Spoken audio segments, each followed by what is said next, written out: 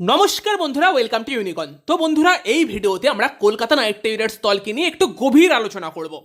মানে 2024 সালে যে কলকাতা নাইট রাইডার্স দলটা ছিল একদম একটা আনবিটেবল দল। 2024 আইপিএল শেষ হবার পর এটা আলোচনা হচ্ছিল যে এই দলটা কি আইপিএলের ইতিহাসের সর্বসেরা দল। দুটো দল নিয়ে কথা হচ্ছিল, মুম্বাই ইন্ডিয়ান্সের 2020 সালের দল আর 2024 সালের কেকেআরের দল। কোন দলটা আইপিএলের ইতিহাসে সব থেকে সর্বকালের সেরা দল? সেখান থেকে এক বছরের মধ্যে কলকাতা নাইট রাইডার্স একদম এত জঘন্য খেলেছে যে শেষ 1 থেকে 1.5 বছরের সময়টা কলকাতা নাইট রাইডার্সের ইতিহাসের সব থেকে খারাপ সময়।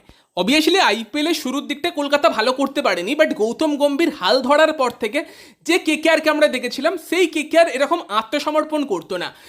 বাট শেষ 1 বছর ধরে গত বছরের আইপিএল বলো বা এই বছরের আইপিএল বলো, দেখে মনে হচ্ছে কেকেআর কোনো লড়াই করতে পারছে না, আত্মসমর্পণ করে দিচ্ছে।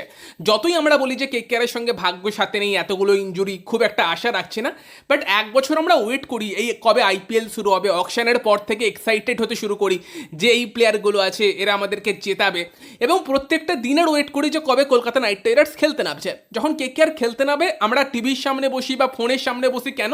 কেকেআর জিতবে সেই আশাতে। আর সেখানে হেরে যাওয়া একরকম, আর কোনো লড়াই করতে না পারা, সেটা দেখতে খুবই খারাপ লাগে। তো কি এমন হলো যে 2024 সালের আনবিটেবল দলটা এতটা তাড়াতাড়ি এতটা বিটেবল হয়ে গেল?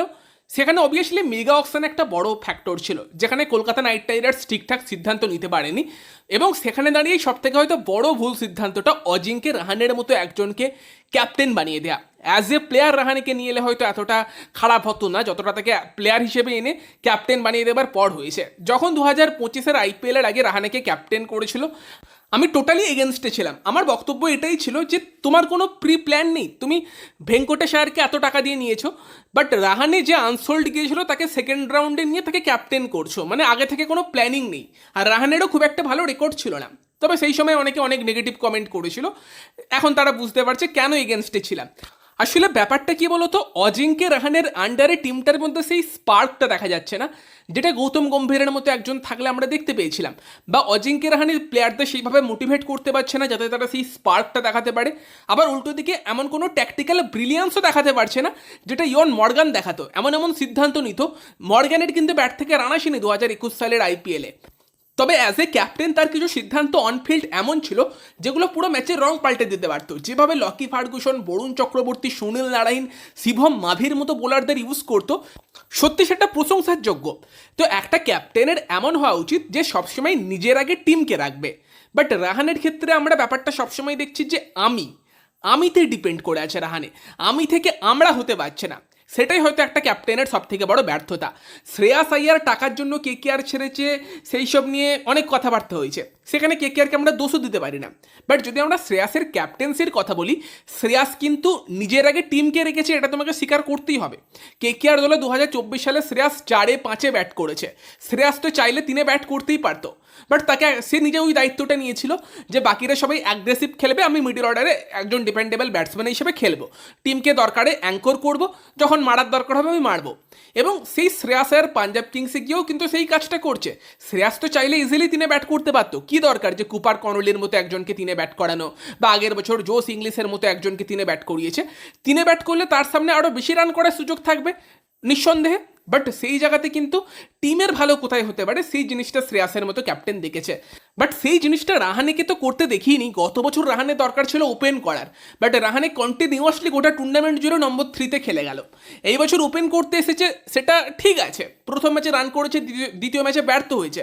আমি একটা ম্যাচে ব্যর্থতা নিয়ে প্রশ্ন তুলব না, বাট ব্যাপারটা হচ্ছে যে সব দিক দিয়ে দেখতে গেলেই মনে হচ্ছে রাহানে একটা প্রবলেমের জায়গা। কারণ প্রথম ম্যাচের পর বোলারদেরকে প্রথমত কাঠগোড়ায় দাঁড় করিয়েছে, ইনএক্সপিরিয়েন্স বোলিং লাইন আপকে, যেটা দরকার ছিল না। তার উপর ক্যামেরন গ্রিনকে বোলিং করছে না বলে আমরা এই করতে পারছি না, কম্বিনেশন দাঁড়াচ্ছে না, সেটা বক্তব্য রাখে। যে ভালো ক্যাপ্টেন হবে সে এই টাইপের বক্তব্য কিন্তু ক্যামেরার সামনে রাখবে না প্রথমত। আর দ্বিতীয়ত ক্যামেরন গ্রিন বোলিং করতে পারছে না, বাট রমনদীপ তো আছে, তাকে দিয়ে বোলিং করে দেখো না সে কেমন বোলিং করছে। তাকে তো as a 6th bowling option use করা যেতে পারে, বা গত বছর রাসেলের মতো একটা প্লেয়ারের অপশান ছিল, তখন তাকে দিয়ে বোলিং করায়নি। এখন গ্রিন বোলিং করতে পারবে না সেই নিয়ে কাঁদছে। মানে এগুলো কি ধরনের এক্সকিউজ? যখন অপশান থাকে তখন ইউজ করে না, যখন থাকে না তখন বলে যে এই অপশানটা নেই তো তাই আমাদের অসুবিধা হচ্ছে। গত বছর আমরা কতবার বলেছি যে রাসেলকে দিয়ে কেন বোলিং করাচ্ছে না, রাসেলকে দিয়ে কেন বোলিং করাচ্ছে না। তো এটা গেল প্রথম ম্যাচের পরের বক্তব্য। দ্বিতীয় ম্যাচের পরের বক্তব্যে রাহানে এসে বলে দিল যে আমি এরকম ব্যাটিং করছে, মানুষ এক্সপেক্টই করেনি যে রাহানে এসে এরকম ব্যাটিং করবে, এরকম দুরন্ত খেলবে। আমার স্ট্রাইক রেট 2023 থেকে সবার বোধহয় উপরে, অথচ একটা স্ট্যাটস দেখলাম স্ট্রাইক রেটের দিক দিয়ে 2023 সাল থেকে দেখলে রাহানে 62 না 63 নম্বরে আছে, তার থেকে আরও 62 প্লেয়ারের স্ট্রাইক রেট বেশি আইপিএলে।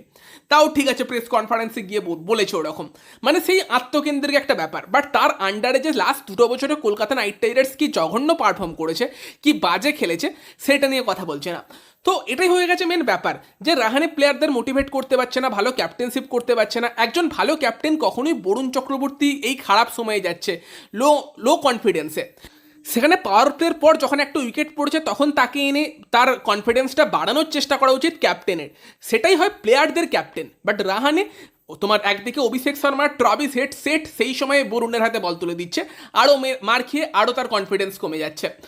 তো ওভারঅল তো ভাই ক্যাপ্টেনের প্রবলেম আছে, এবং অ্যাজ এ প্লেয়ারও রাহানেকে বাদ দিয়ে কেকেআরের হয়তো আরও ভালো কম্বিনেশন বানানো সম্ভব। কারণ ফিন অ্যালেন যখন আসে আর রাহানে যদি ওপেন করে, রাহানের স্পিনের এগেনস্টে খেলাটা এতটাই দুর্বল যে অপোনেন্ট টিম স্পিনারদের দিয়ে অ্যাটাক করবে। ফিন অ্যালেন স্পিনারদের মারতে পারে, বাট স্পিনারদের এগেনস্টে আউট হওয়ার রিস্কটাও কিন্তু ফিন অ্যালেনের থাকবে, বিশেষ করে লেফট আর্ম স্পিনারদের এগেনস্টে। ভুল মানুষ করলে সেই ভুল থেকে যত তাড়াতাড়ি শিক্ষা নিয়ে শোধরাবে তত সেটা ভালো।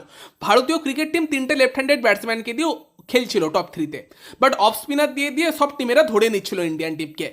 দেন একটা ম্যাচ হারে, সঞ্জু স্যামসন আসে, পুরো টিমের চিত্রটা পাল্টে যায় একটা রাইট হ্যান্ডেড ব্যাটসম্যান উপরে আসার পর। সেম কেকেআরের হয়ে আছে 4টে-5টে উপরের দিকে রাইট হ্যান্ডেড ব্যাটসম্যান, এবং সেখানে দাঁড়িয়ে অফ স্পিনার তো তাও টিমেদের খুব কম থাকে কোয়ালিটি, লেফট আর্ম স্পিনার সব টিমের কাছেই কোয়ালিটি একটা না একটা আছে। তো তারা অবভিয়াসলি কেকেআরের টপ অর্ডারকে লেফট আর্ম স্পিনার দিয়ে অ্যাটাক করবে, এবং সেখানে রাহানে সেটাকে কাউন্টার করতে পারবে না। অ্যালেনের উইকেটটা যদি চলে যায় সেখানে সেটা বড় ধাক্কা হবে কেকেআরের জন্য। তো এমন একটা বাঁহাতি ব্যাটসম্যান দরকার যে ওপরের দিকে থাকলে স্পিনারদের দিয়ে বল করাতেও অপোনেন্ট টিমের আর কি ক্যাপ্টেনেরা ভয় পাবে। সেরকম অপশান কি কলকাতার কাছে আছে? একজন আছে যার ব্যাটিংটা নিজের দিকে খুব একটা ইউটিলাইজ হবে না, সুনীল নারাইন। তবে সুনীল নারাইন আর ফিন অ্যালেন ওপেন করলে সেটা একটা ডেঞ্জারাস কম্বিনেশন হতে পারে, বাট সেখানে রাহানে 3-এ চলে যাবে, এবং রাহানে 3-এ যাওয়া মানে পাওয়ার প্লের পর সে আবার ব্যাট করতে পারবে না, সেই দিক দিয়ে কম্বিনেশন খারাপ হয়ে যাবে। মানে Finn Allen, Sunil Narine, Angkrish Raghuvanshi, Cameron Green, এটা একটা সলিড টপ 4 হতে পারতো। ইভেন যদি কলকাতার টিম সাইফার্টের মতো প্লেয়ারকেও আনতে পারতো, Finn Allen, Sunil Narine open, 3-এ টিম সাইফার্ট, 4-এ আঙ্গক্রিস রঘুবংশী, 5-এ ক্যামেরন গ্রিন, সলিড একটা ব্যাটিং অর্ডার হতে পারতো। বাট যেহেতু রাহানেকে ফিট করতে হবে, সেখানেই কিন্তু এরকম একটা সলিড ব্যাটিং অর্ডার কলকাতার পক্ষে বানানো সম্ভব নয়। আর রাহানে এতটাও সেলফলেস ক্যাপ্টেন নয় যে বলবে ঠিক আছে আমি টিমের ফিনিশার হিসেবে খেলবো, কারণ আমি পেসারদের ভালো মারছি, শেষ 2-3 ওভারে যখন পেসাররা বল করবে আমি অ্যাজ এ ফিনিশার খেলবো না। রাহানে সেটা বলবে না, কারণ রাহানে সবসময় নিজেকে আগিয়ে রাখে, আমি কত রান করছি, আমি কি স্ট্রাইক রেটে খেলছি সেটাতে বেশি ফোকাস করে। তো মেবি একটা চান্স আছে মিড সিজনে হয়তো ক্যাপ্টেনের পরিবর্তন কেকেআর দলে হতে পারে। তবে অভিষেক নায়ার আছে তো আবার, তার সব থেকে ভালো বন্ধু রাহানে, সে হয়তো আবার সেটা নাও করতে পারে। বাট যদি রাহানে নিজের ব্যাটিং পজিশন চেঞ্জ করে নিজে একটু ফিনিশার হিসেবে খেলার কথা ভাবে, হয়তো কলকাতার জন্য ভালো হতে পারে, বাট সেটা হবে না হয়তো। তো সেখানে কিন্তু রাহানে একটা বড় ফ্যাক্টর কলকাতা নাইট রাইডার্স দলের এইভাবে ব্যর্থ হওয়ার জন্য, যেটা আমার পার্সোনালি মনে হয়। মানে অনেকগুলো কারণ আছে, বাট রাহানে একটা অন্যতম বড় কারণ। বাকিটা তোমাদের মতামত জানিও। ভিডিওটা ভালো লাগলে ভিডিওটাকে লাইক করে দিও, শেয়ার করে দিও। আমাদের চ্যানেলে প্রথমবার এলে আমাদের চ্যানেলটিকে সাবস্ক্রাইব করে তার পাশের বেল আইকনটাকে অন করে দিও। তো চলো গাইস, এই ভিডিওতে এই পর্যন্তই, বাই বাই।